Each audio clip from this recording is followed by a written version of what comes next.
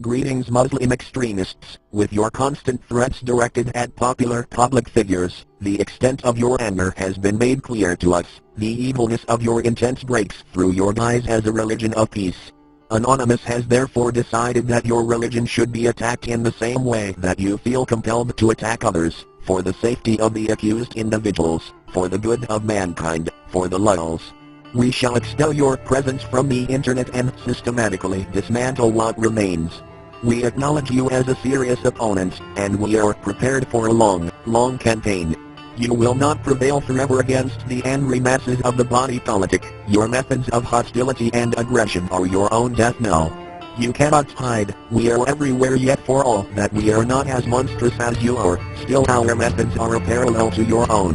Doubtless you will use the Anon's actions as an excuse to continue your acts of revengeful hostility. Any continuation of this means would only serve to prove our point.